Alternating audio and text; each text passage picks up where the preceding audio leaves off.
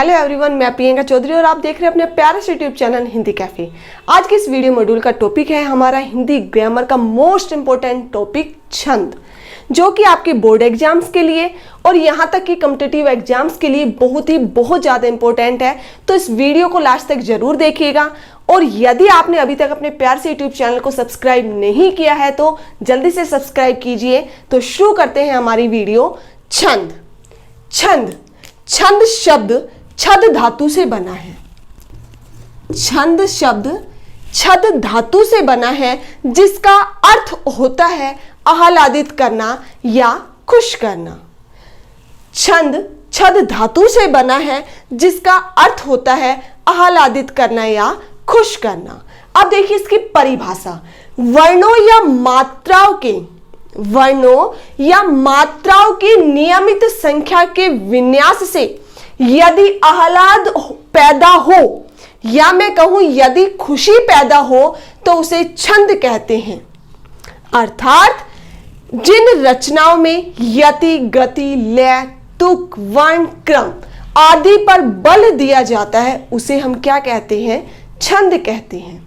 Clear? अब बात आती है कि छंद के आदि प्रणेता किन्हें माना जाता है। तो छंद के आदि प्रणेता पिंगल मुनि को माना जाता है।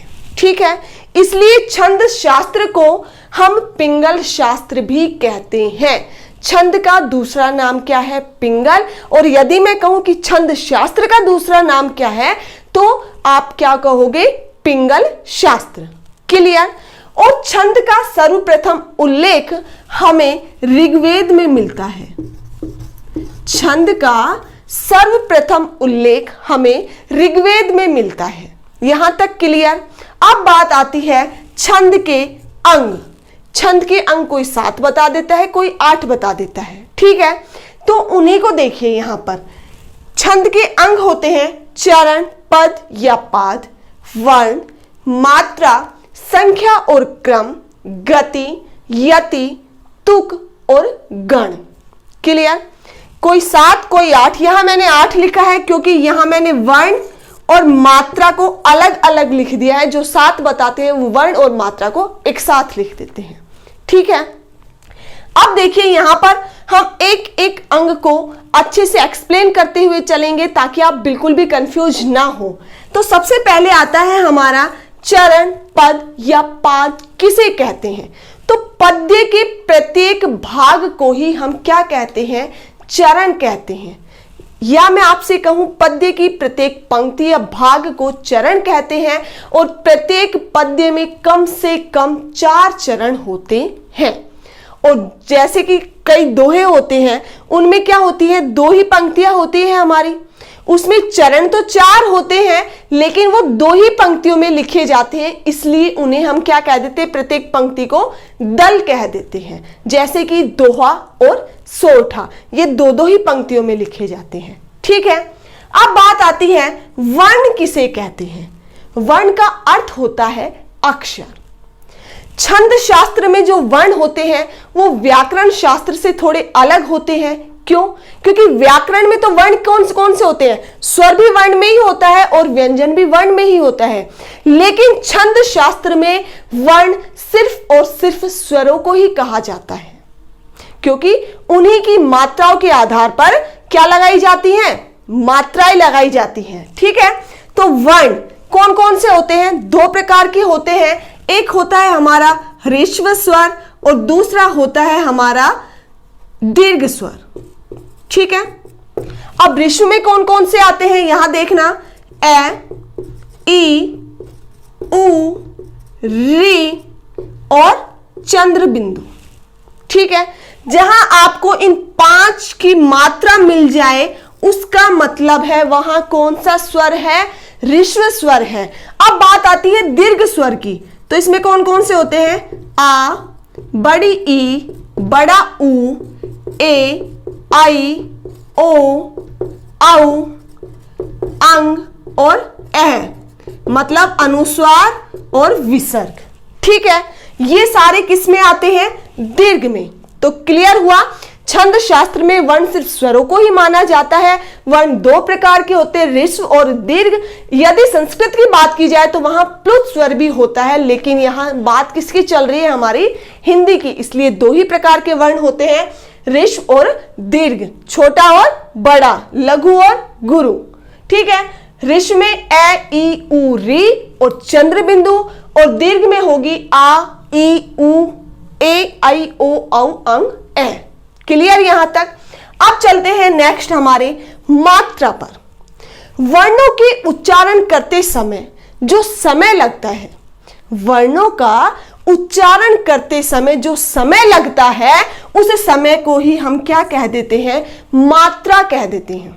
ठीक है, जैसे कि अ जल्दी से भूल जाता है, और जबकि आ बोलते हैं तो थोड़ा टाइम लगता है, उससे थोड़ा ज्यादा, तो उसे ही हम क्या कह देते हैं, मात्रा कह देते हैं। ठीक है, मात्रा दो प्रकार की होती है, एक होती है लघु मात्रा और दूसरी होती है गुरु मात्रा। एक मात्रा होती है लघु मात्रा, दूसरी होती है गुरु मात्रा। जहां हमें यह देखने को मिल जाए ए ई उ री और चंद्र बिंदु, वहां लघु मात्रा लगेगी, और लघु मात्रा का छंद में कौन सा चिन्ह होता है, खड़ी पाई, एक डंडा। ठीक है, जहां ये मिल जाए उसका मतलब वो मात्रा कैसी है, वो मात्रा लघु है। और जब हम इसमें को काउंट करते हैं तो इसकी प्रत्येक वर्ण पर कितनी काउंटिंग होती है, सिर्फ एक ही गिना जाता है। ठीक है, अब बात आती है गुरु मात्रा, जहां हमें ये मिल जाए आ ई उ ए आई ओ औ अंग ए, इनकी मात्राएं मिल जाए जिस भी व्यंजन वर्ण पर, उसका मतलब है वहां कौन सी मात्रा है, गुरु मात्रा है, और उसका चिन्ह ऐसे होता है। इसको अवग्रह चिन्ह भी बोलते हैं और इसको वर्तुल रेखा भी बोलते हैं। इसको अवग्रह चिन्ह भी बोलते हैं और इसको वर्तुल रेखा भी बोलते हैं। और ये जिस भी वर्ण पर लगती है उस वर्ण की काउंटिंग कितनी मात्राओं पर होती है, उस वर्ण की काउंटिंग दो मात्रा पर की जाती है, मतलब उसको दो गिना जाता है। लघु मात्रा के लिए एक गिना जाता है और गुरु मात्रा के लिए दो गिना जाता है। क्लियर यहां तक। अब नेक्स्ट है संख्या और क्रम। संख्या किसे कहते हैं, वर्णों या मात्राओं की गणना को क्या कहते हैं, संख्या कहते हैं। और क्रम किसे कहते हैं, लघु गुरु के स्थान को क्या कह देते हैं, हम क्रम कह देते हैं। क्लियर। संख्या किसे कहते हैं, वर्णों या मात्राओं की गणना को संख्या कहते हैं, और क्रम कहते हैं लघु गुरु को सही स्थान पर रखना, वो क्या कहलाता है, क्रम कहलाता है। अब जो वार्णिक छंद होता है, उसमें संख्या और क्रम समान होते हैं, और जो मात्रिक छंद होते हैं उसमें संख्या तो समान होगी लेकिन क्रम समान नहीं होता। यहां तक क्लियर। अब नेक्स्ट चलते हैं गति। गति का अर्थ होता है लय या प्रवाह।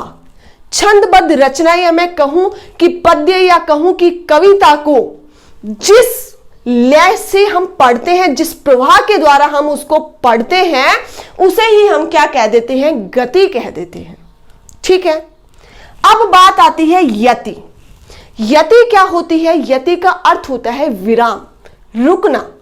जिस कविता को पढ़ते समय उसकी भावों की स्पष्टता को व्यक्त करने के लिए जहां हम रुकते हैं, वहां वो रुकना क्या कहलाता है, हमारा यति कहलाता है। जैसे देखिए, करत करत अभ्यास ते जड़मति होत सुजान, रसरी आवत जात ते सिल पर पड़त निशान।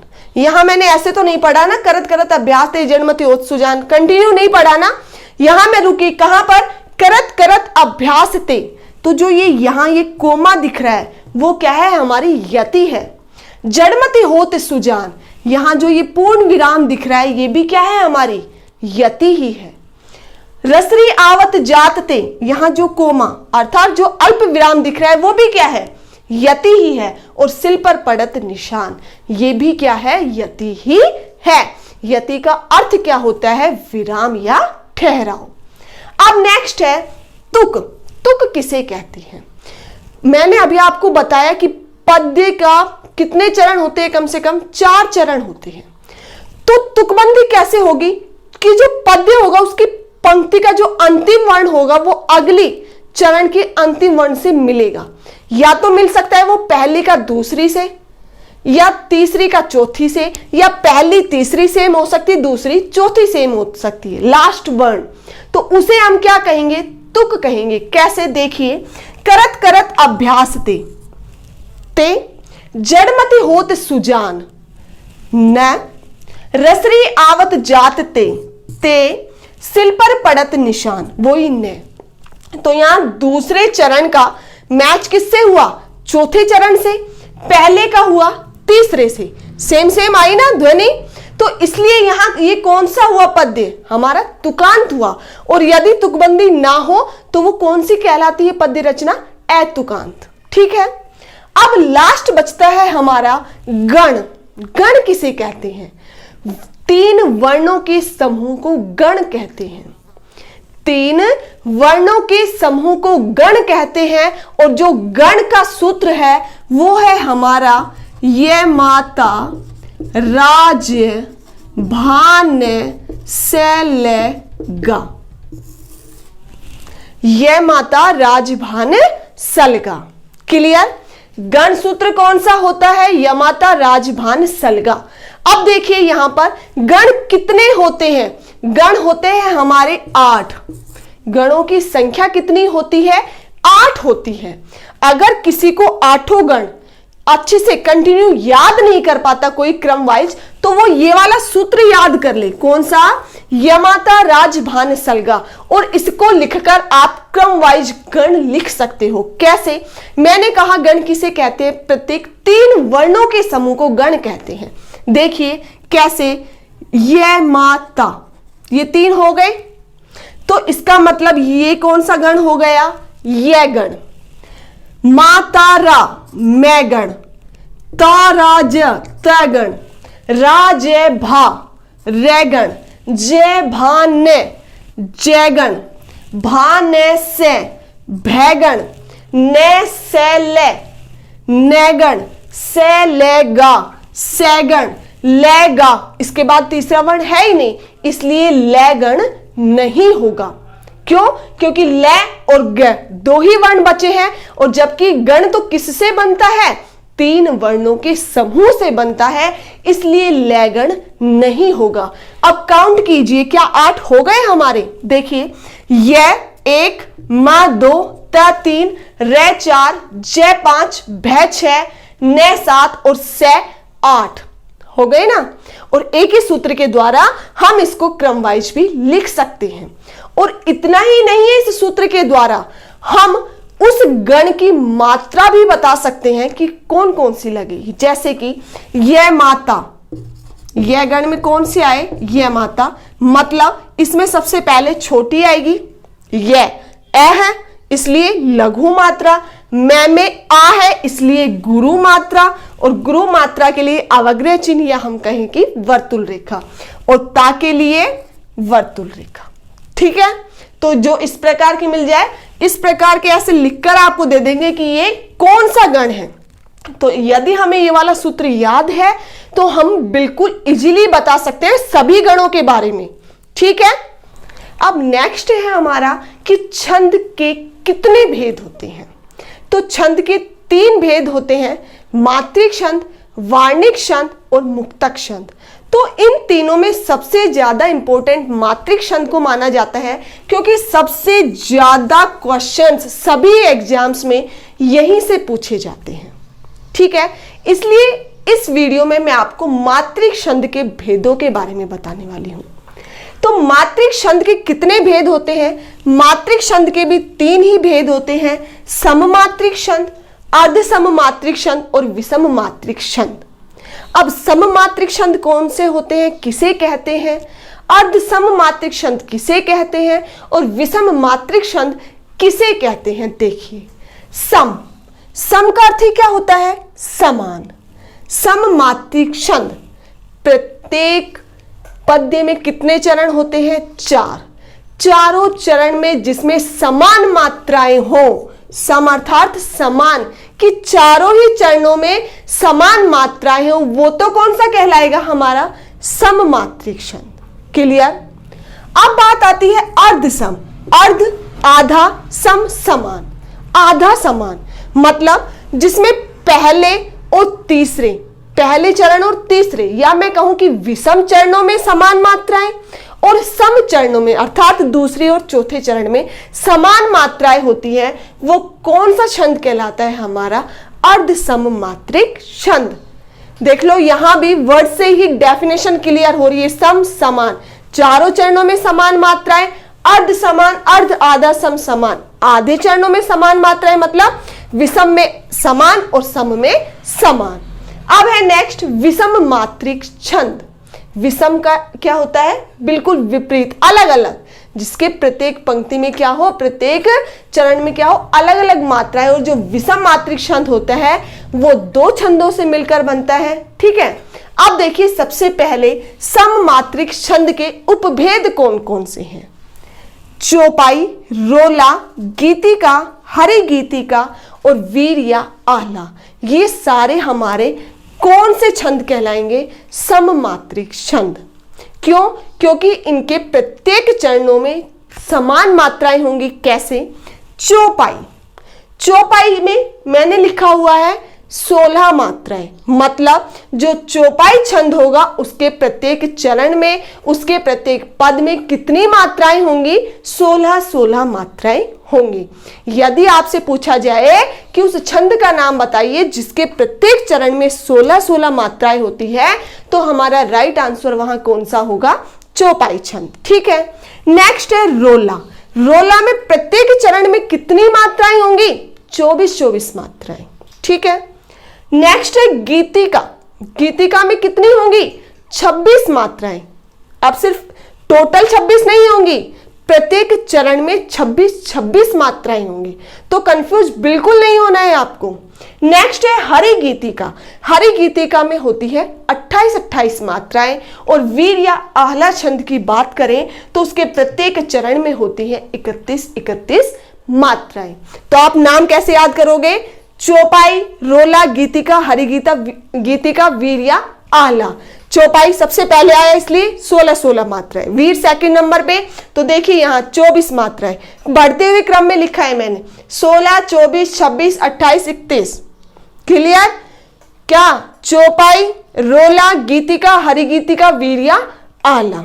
तो आप बिल्कुल भी कंफ्यूज नहीं रहोगे। ठीक है, अब नेक्स्ट है हमारा अर्ध सममात्रिक छंद में कौन कौन से छंद आते हैं? दोहा, सोरठा, बरवई और उल्लाला। अब दोहा में मैंने यहां लिखा है 13 व 11 मात्राएं, 13 व 11 मात्राएं लिखी है मैंने। तो इसका मतलब है जो 13 मात्राएं होंगी वो तो कौन कौन से चरण में होंगी? पहले और तीसरे चरण में। विषम में मैंने क्या बताया था? अर्ध सम में क्या होगा? जो विषम चरण होंगे उनमें समान मात्राएं होंगी और जो सम चरण होंगे उनमें समान मात्राएं होंगी। तो यहां 13 मैंने लिखा है पहले, तो इसका मतलब पहली पंक्ति में क्या? 13, और इसका मतलब पहली के साथ विषम है, पहली तो 1, 3। तो पहली और जो तीसरा चरण होगा उसमें तो कितनी मात्राएं होंगी हमारी? 13 मात्राएं। विषम चरणों में 13 मात्राएं और सम चरणों में दूसरे और चौथे चरण में 11 मात्राएं होंगी। ठीक है, 13 मात्राएं विषम चरणों में और सम चरणों में 11 मात्राएं। वो छंद हमारा कौन सा होगा? दोहा होगा। अब नेक्स्ट है सोरठा। सोरठा दोहे का विपरीत है। कैसे? यहां विषम में तो कितनी होंगी? 13 है, और यहां होंगी विषम में 11 मात्राएं। तो आपको कंफ्यूज नहीं होना है। सोरठा 3 वर्णों का है, इसलिए इसको यूं लगा लो, ये छोटी मात्राएं आएंगी पहले, मतलब पहले 11 नंबर आएंगे। यहां दोहा 2 वर्ण है, बड़ा। ऐसे कंफ्यूज नहीं होना है आपको। कैसे लर्न कर सकते हो आप इसको? दोहा छोटा दिख रहा है, इसका मतलब इसमें जो मात्राएं आएंगी विषम चरणों में वो ज्यादा आएंगी, और जो सोरठा 3 वर्णों का दिख रहा है, जो बड़ा दिख रहा है, उसके विषम चरणों में कम मात्राएं आएंगी। ठीक है, तो विषम चरणों में 11 मात्राएं और सम चरणों में 13 मात्राएं। क्लियर यहां तक? नेक्स्ट है हमारा बरवई। बरवई के विषम चरणों में 12 मात्राएं मिलेंगी और सम चरणों में 7 मात्राएं मिलेंगी। नेक्स्ट है उल्लाला। विषम चरणों में 15 मात्राएं और सम चरणों में 13 मात्राएं। तो आपको ज्यादा याद नहीं करना है कि यति कहां लगेगी, गति कहां लगी, इसमें इस तरीके से नहीं पूछा जाएगा। आपको एक एग्जाम्पल दे दिया जाएगा या आपसे मात्राएं डायरेक्ट पूछ ली जाएगी कि ऐसा कौन सा है जिसमें विषम चरणों में तो 15 मात्राएं होती है और सम चरणों में 13 मात्राएं होती है। ऑप्शन मिल जाएंगे आपको, तो आपको डायरेक्ट सिर्फ मात्राएं याद करनी है और अगर एग्जाम्पल दे दे तो उस पर आप मात्रा लगाकर उसका सही आंसर पता कर सकते हैं। अब है नेक्स्ट हमारा विषम मात्रिक छंद, जो दो ही होते हैं, एक तो होता है कुंडलिया और एक होता है हमारा छप्पे। कुंडलिया छंद बनता है दोहा और रोला से। कुंडलिया छंद किससे मिलकर बनता है? दोहा और रोला से। पहले की जो 2 पंक्तियां होंगी वो दोहे की होगी और जो बाकी की 4 पंक्तियां होंगी वो किसकी होगी?